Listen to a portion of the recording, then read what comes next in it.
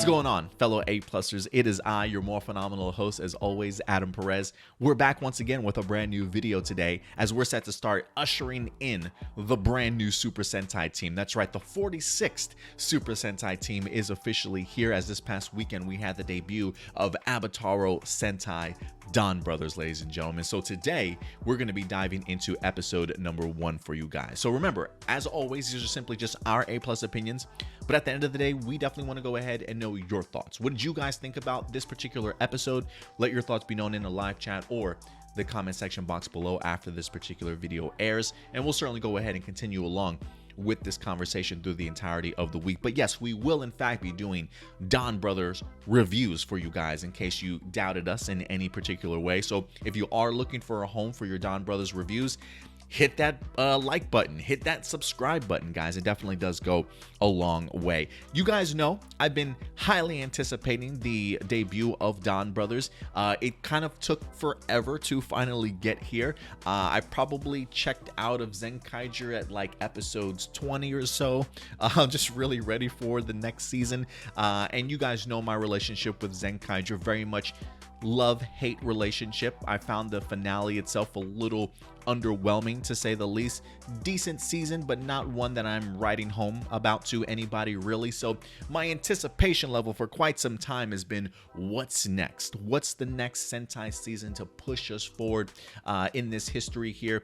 And Don Brothers is here, ladies and gentlemen. So let's go ahead and dive into it, man. A couple of things that really kind of stood out to me. First impressions, I love what we wind up getting in here. I do have some questions, but I'm certainly going to give this series some time to kind of answer it. Episode 1, for the most part, had some pretty interesting dynamics. Like, for instance, I had no idea that Oni Sister was really going to play such a pivotal role, to where it almost feels as though she's kind of like the main character of this. Granted, we are kind of slowly putting together the team, right? We didn't even see the full team gathered in here.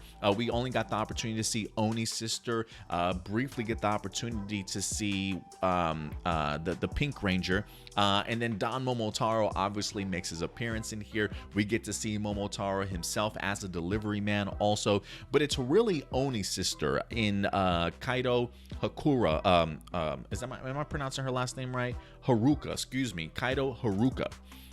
Who really gets the main spotlight in this episode, as she seems to be a high school student that is a fantastic manga artist. We're introduced to her immediately, getting some sort of grand prize for one of the best sort of manga series that's currently out there. She's getting awards, she's getting flowers, getting trophies, etc., etc., and is becoming really popular amongst her own classmates for the amazing art and the work that she certainly does. But we immediately see her thrusted into a situation that she clearly didn't expect, as it seems as though maybe she's being hunted down as one of these monsters who's pretending to be a cab driver winds up coming out and trying to have a conflict with her before she's awkwardly saved, if you will, by what I thought was going to be one of the villains in this episode or this series, in Sonoi, who is rather calm, graceful in his movements, very particular about the things that he says, quite soft-spoken with his words.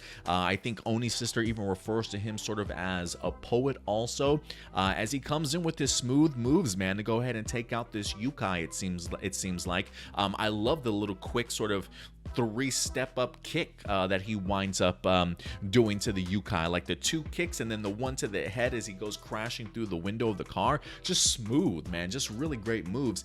Even when you see Sonoi in battle or later on, when he winds up killing Yopi, I think with the sword slash and then him having the face off against Don Momotaro, I think I'm really going to be impressed with the villains that we wind up seeing so far. And again, I think the idea of having villains that have human forms really do sort of go a long way, because it seems as though Sonoi really captured the imagination of somebody like Kaido, or Oni Sister, I should certainly say, to the point to where she thought that maybe he was Don Momotaro, right? The person that she was certainly meant to meet up with, thinking that he was the hero of the story, but quickly coming to find out that's not necessarily the case, right? So again, a unique idea here of having Oni Sister, the Yellow Ranger, really as the main focus.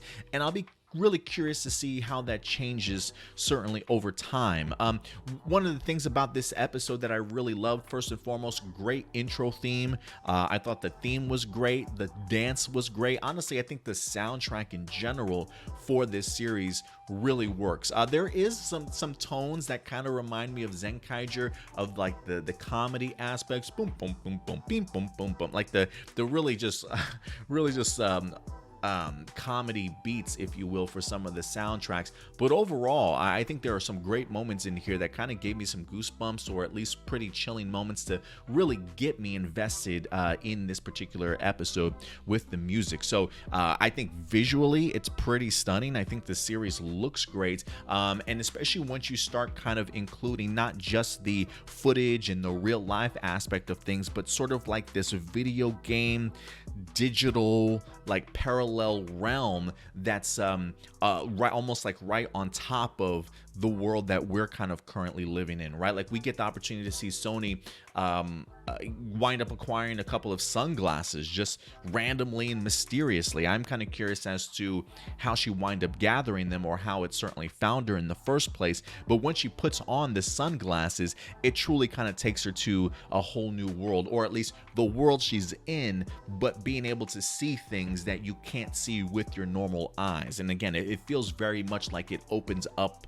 her eyesight to like a digital parallel world that's literally right on top of hers. So when she's looking around, it has that cool like 3D effect. I thought that was actually really cool, to all the massive like different colors that you wind up seeing. And she quickly comes to find out that there are some henchmen there, or some villains in there, that one did not expect her to be able or capable of seeing them, because they actually do have human forms, but they're actually monsters or henchmen of some kind underneath it all. So she really has kind of opened up the door to something that she doesn't quite understand. But visually it looks absolutely stunning. There's a part of me that actually, this reminds me very much of the recent Ryan Reynolds movie Free Guy, if you ever had the opportunity to check it out. I think in the movie he plays just a computer generated character who happens to take a pair of sunglasses off of one of the players, and when he actually puts the sunglasses on, he can see that sort of digital world that the players are seeing. So he's got power ups, right, and all these cool little things that he can acquire as he's walking around his city and seeing it in just a completely different realm and just a different view. So like when you see her put on the sunglasses and Oni Sister's running away from these guys, and she accidentally steps on this pad that launches her on top of the roof, sort of thing, I absolutely loved it, man. That's exactly what it very much reminded me of, was the Ryan Reynolds Free Guy, the sense of him automatically stepping into a video game world and being able to access really cool power-ups and doorways and things like that certainly didn't see there before. So I really loved visually just how it all is really coming together from what we've seen so far. If anything, I will say I am kind of curious to find out who the villains of this are. The fact that we wind up getting Sonoi, who kind of comes through making himself feel very much like the hero, but then by the end of this episode you see that he's chopping down monsters on his own. There's a thing I am kind of curious, like, is he creating monsters and also killing some of his very own that he creates? I do want to know what the bigger picture of this is.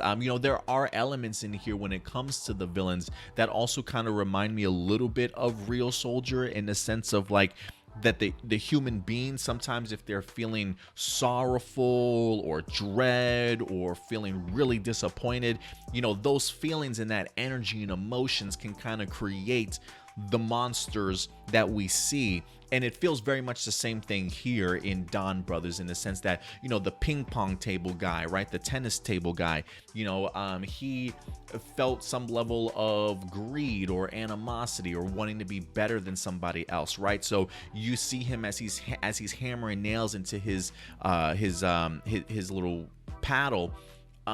Like the aura of this yukai or this demon or whatever those negative emotions are kind of living within him, but it gets to the point to where he can't hold it in any longer, and he literally becomes the embodiment of all that anger and resentment that he certainly had. So I am kind of curious if somebody makes that person feel that way, or because what it was, I believe, with Crayon from Real Soldier, right? He gave him the goop, and then those emotions started forming, whatever the case may be. So I wonder if the villains are doing something to these humans, or if the villains are just noticing the emotions that are happening, and then they're just activating those emotions and turning them into something bigger. So I really love the way that the villains and even this parallel world are really being handled, and I hope we eventually get a little bit more explanation in regards to that. If there is any cons that I have for this particular episode, it's the CGI still, guys. I'm sorry. The CGI... Look, I don't want to pick on it too much, but I am really fearful that the CGI, at least when it comes to the CGI characters, is really going to be a thorn in the side of this series. Because when I look at the CGI, just to be blunt and honest, I think it's the dumbest shit I've ever seen. I truly do. I truly find it atrocious. And for me, it just really does nothing for this series besides just be a black mark on it. The idea of getting to see, Pink as the pheasant in here. Cool that he gets a brief cameo to go ahead and transform. The henshin sequence is gorgeous. I absolutely love the henshin sequence.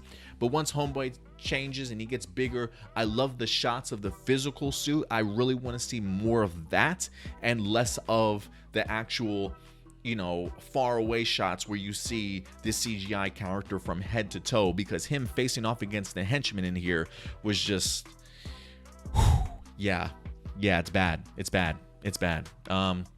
So I am hoping that as the season progresses, they're very picky about the camera angles and the shot selections that they certainly use. I just think it's atrocious and just the dumbest shit that I've ever seen. I get the idea of wanting to be unique and doing something different, but do something different and be unique.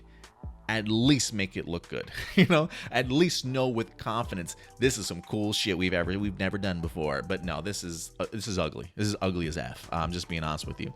But outside of that, majority of the rest of this stuff I absolutely loved. Getting the opportunity to meet Haruka, I do really enjoy her personality. I am kind of curious to see exactly how much she's certainly going to grow. The fact that I don't know if she doesn't seem like she's the first member of this group, but Jin, the gentleman that we see her talking to in this imprisonment, if you will, pushes her and urges her the idea of hey, you got the sunglasses, you're now a member, go ahead and try and find the other members too. And she does at least find Pink and Red in here, but we'll see what her personality fully turns out to be. But I do like the fact that she's certainly taking the lead in here also.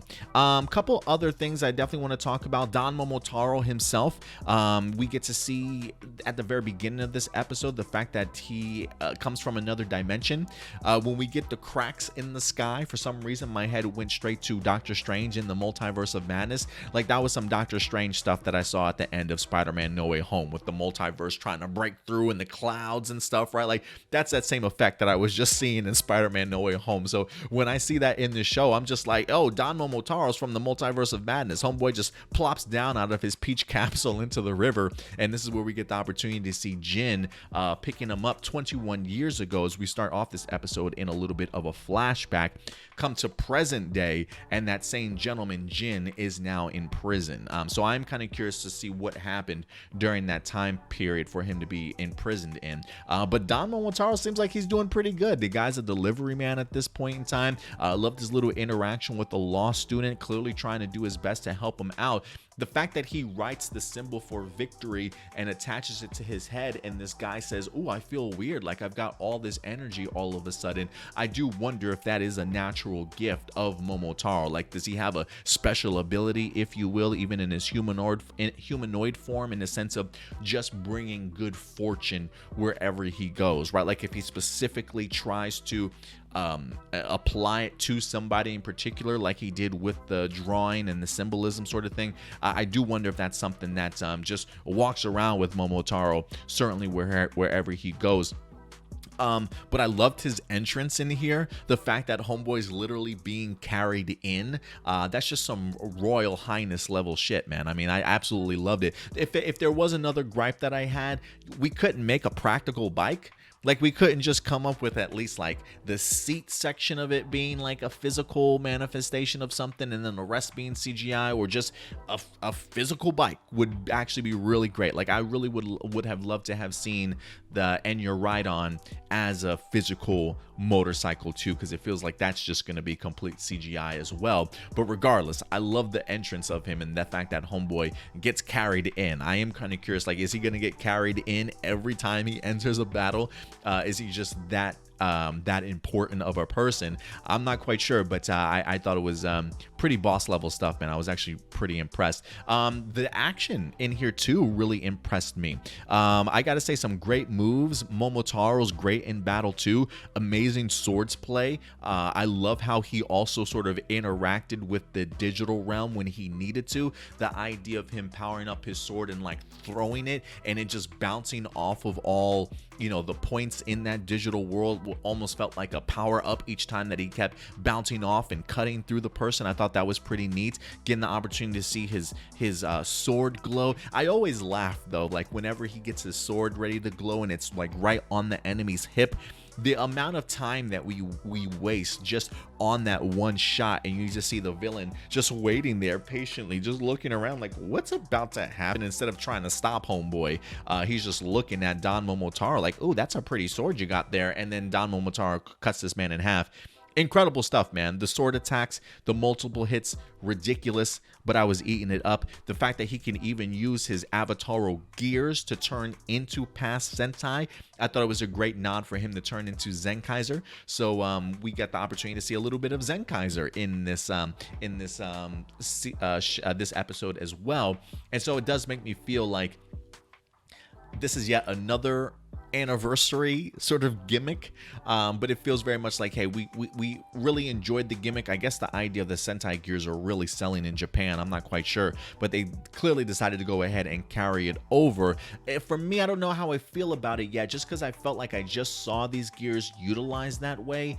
It makes me feel like I kind of wish that they were utilized a different way too. Like, this just feels to me like a mixture of Gokaiger and Zenkaiger now, and this isn't even anniversary season. So, you know, are you gonna fight mostly in your form, or is it every episode you and the rest of your team are just going to be jumping in and out of past Sentai forms? You know what I mean? Like, that I don't know, but again, this is just the first episode. We'll see how much it's utilized, underutilized, overutilized, who certainly knows, but pretty neat, at least the fact that they can utilize those Sentai gears certainly going forward. And I think we mentioned this already, the Henshin sequence, I loved it. I thought the graphics for it looked fantastically well, and even just the quick flash morphs of just the Geartolinger, or whatever the case may be, just randomly appearing for Oni Sister and like shooting up in the air and transforming for her. She hasn't had the opportunity, if I'm not mistaken, to actually have a full-on Henshin sequence herself.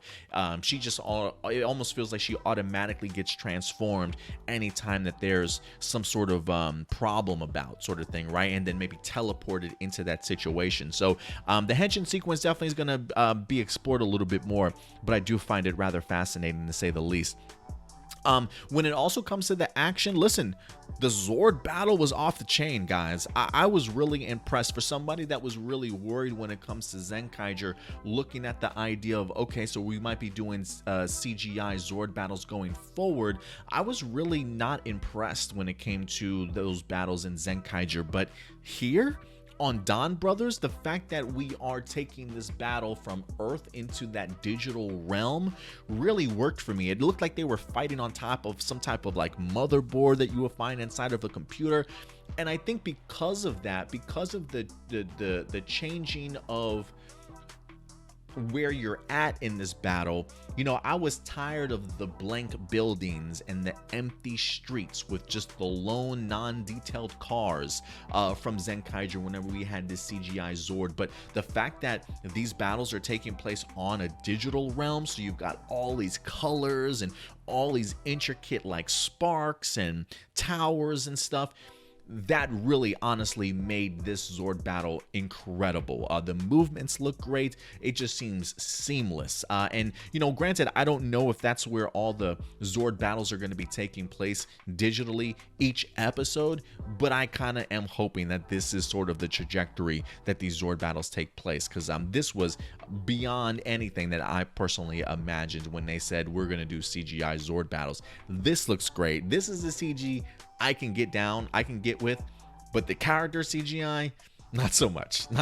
But overall, the action truly did blow me away, and I'm really looking forward to even more. And then last but not least, quick honorable mention, we did get appearance of Kaido in here, clearly in charge of the cafe that we see Oni Sister in earlier in this episode, still with this kind of very weird blank expression on his face, trying to figure out what Kaido's personality is like. And still, I think we are missing a little bit of a piece of the puzzle, because I believe that journey that we see our Zenkaigers go on at the end of Zenkaiger will lead us into the Karamazor versus Zenkaiger versus Senpai movie, and then maybe those events might explain why Kaido's appearance is the way that it is in this particular series. Regardless, Episode 1, we get to see Zenkaiger Black in his costume, utilizing it to go ahead and call upon Jurin, so we can get that combination in battle when we get our Zord battle. So pretty cool to kind of see him in here, and the fact that he's also collecting